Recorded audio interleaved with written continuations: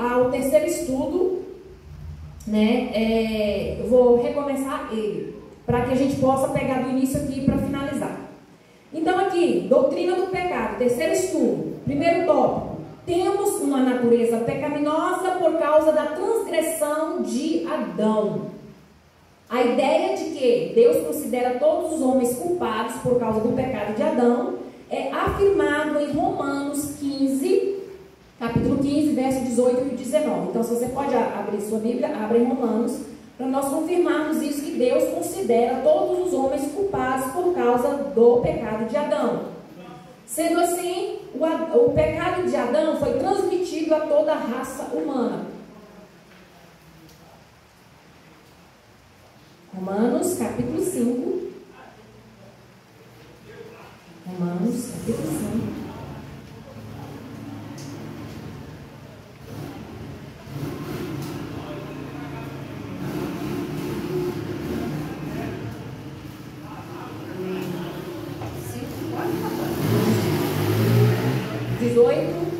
Verso 18 e 19.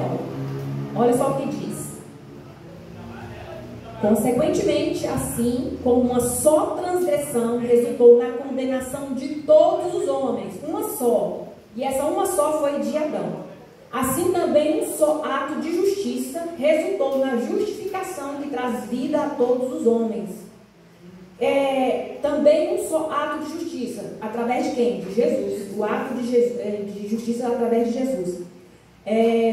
Logo assim como por meio da desobediência de um só homem, muitos foram feitos pecadores. Assim também por meio da obediência de um único homem, muitos serão feitos justos. Então daí a declaração do apóstolo Paulo, falando da transmissão do pecado de Adão a toda a raça humana. Então todos que nasceram posterior a Adão herdaram essa natureza pecaminosa. Não é que herdou o pecado de Adão em si, herdou a natureza pecaminosa. Ou seja, o homem, o ser humano, passou a ter uma natureza com um desejo de pecar, de fazer coisas erradas, né? E aí vieram outras consequências, como eu já falei em outros estudos anteriores, que não somente o pecado, mas veio também as consequências de quê? De doenças, da velhice e da morte física. Tudo isso foi herdado por causa de Adão. Então o homem passou a envelhecer, o homem passou a adoecer e o homem passou a morrer. E os animais também, a natureza também começou a sofrer essa degradação. Então quer dizer que o pecado ele se estendeu a tudo. Até os animais sofrem. A natureza.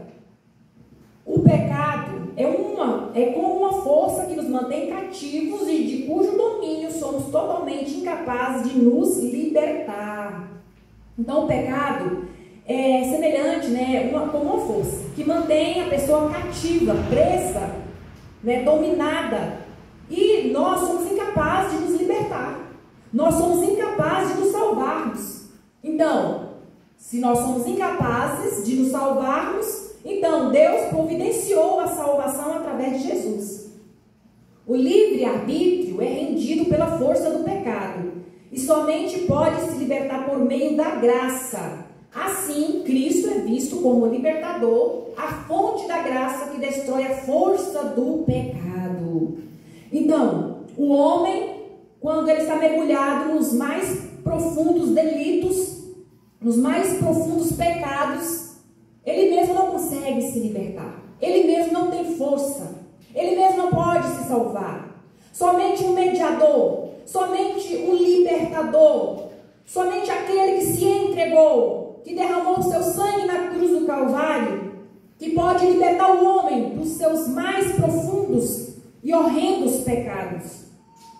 Então, há quem diga, que pense, mas se for um homem mais terrível, mais cruel da face da terra, aquele homem mais truculento, se ele se voltar para Deus, Jesus liberta ele. Jesus salva ele. Ele pode ser salvo. Sim. Não há pecado que Deus não possa perdoar. Não há transgressão que Ele não possa apagar. Então, é algo maravilhoso. Se nós olharmos para a graça de Deus, nós como seres humanos falhos, nós olhamos para a graça de Deus e a gente, às vezes, até fica horrorizado. Ficamos horrorizados, porque como que Deus pode, ainda assim, resgatar um pecador mais terrível? Se Ele quer, Ele salva. Ele pode salvar, e Ele assim o faz. Amém. E nós, como seres humanos, ficamos questionando. Porque na nossa concepção, no nosso pensamento, nós achamos o quê? Que o pecador, que aquele que pratica as coisas mais terríveis, tem que morrer. É assim que o mundo fala. Bandido bom é bandido bom. É isso que o mundo fala. É assim que se vê. Ainda mais aquelas pessoas que praticam coisas mais terríveis, ainda assim, na hora que a gente escuta ou lê a notícia, a gente, nossa, merece morrer, ir para cadeira elétrica, merece ser jogado lá num fosso com uns jacaré, para ser devorado. A gente pensa assim. Mas você imagina a graça de Deus que olha para aquele ser humano e Deus o vê de uma outra maneira? Não como a gente vê? E é onde o mundo entra em colapso porque não entende o amor de Deus e não entende o que Deus fez. O apóstolo Paulo era um homem erudito, era um homem que tinha uma formação brilhante, era um homem da alta sociedade, era um homem poderoso, era um homem que tinha estudo, e ele era um homem turbulento. O apóstolo Paulo pegou mulheres e matou, pegou crianças e degolou, matou homens. Ele perseguia os cristãos, aonde os cristãos estivessem escondidos, ele ia lá e matava. E aí Deus aprove salvá-lo. Mas se o apóstolo Paulo vivesse na nossa atualidade, hoje, nós não iríamos aceitar o apóstolo Paulo. Nós iríamos olhar para o apóstolo Paulo e falar, ele tem que morrer. Ele não merece o amor de Deus. Porque nós olhamos para quem merece e para quem não merece o amor de Deus. Nós olhamos assim. Rotulamos. A merece, B não merece. Porque nós olhamos não com o olhar de Deus, mas nós olhamos com o olhar humano. E aí não entra na nossa cabeça, muitas vezes, ou na cabeça do mundo, vou colocar assim, como que Deus pode pegar um criminoso e transformá-lo. Mas foi para esses que Deus veio, para que Jesus se manifestou. Então é algo tremendo. Apesar de estarmos libertos da condenação do pecado por meio da morte de Jesus Cristo na cruz, ainda estamos expostos às influências pecaminosas. Nós estamos expostos à influência do pecado. Como nós já estudamos aqui nos estudos anteriores, o crente, ele não vive na prática do pecado. Ele está sujeito ao pecado. É totalmente diferente. Nós entendemos que as pessoas que não conhecem a Deus, elas vivem na prática do pecado. Mas quem conhece a Deus, quem ama a Deus e obedece, ele está sujeito a pecar. O que ele está sujeito a pecar? Eu posso errar, muitas vezes até involuntariamente, sem querer, por um deslize, por um momento, mas da mesma maneira o Espírito Santo fala ao meu coração, você errou, porque o Espírito Santo fala conosco. Ele fala quando a gente pensou alguma coisa que não devia.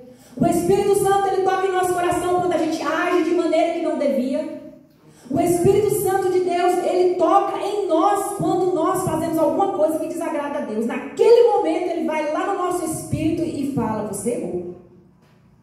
Aí cabe a nós o quê? Nos voltarmos e nos arrependermos e pedirmos perdão e nos arrependermos de coração, ou fazer que não viu, tá tudo bem, e ainda tentar justificar o erro.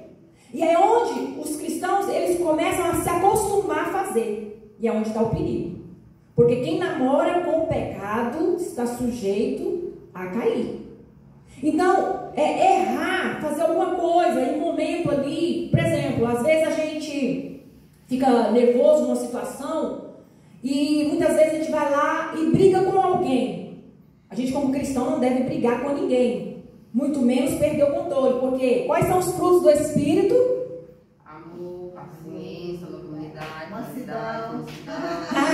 estão afiados, né? Estão aprendendo. Domínio próprio. Olha lá, tá lá na parede, né? Paciência. Estudaram nos estudos passados, estão afiados. Muito bem. E aí, o domínio próprio. Só que aí, vamos lá e perdemos o domínio próprio naquele momento. E a gente vai lá e xinga. Magoa alguém. Nesse momento, nós erramos. Só que aí, a gente errou e o Espírito Santo vai lá e cutuca a gente e fala, você errou, você errou. E aí, a gente pega e dá aquele susto assim e a gente volta para trás. E a gente vai lá e conserta. Muitas vezes vai lá e pede perdão à pessoa. Pede desculpas, não tenta se justificar. Porque quando a gente tenta se justificar, a gente não está pedindo perdão realmente. A gente está tentando justificar a nossa ação. E se estamos tentando justificar o nosso erro, a gente não está arrependendo. Então, quando a gente erra, a gente não deve falar para Deus, ô Senhor, foi aquele momento, foi porque fulano se levantou. Isso não é arrependimento. Arrependimento é quando nós realmente tomamos para nós a nossa responsabilidade. Eu errei. Eu não devia ter feito. E aí sim, é validado com sucesso o arrependimento.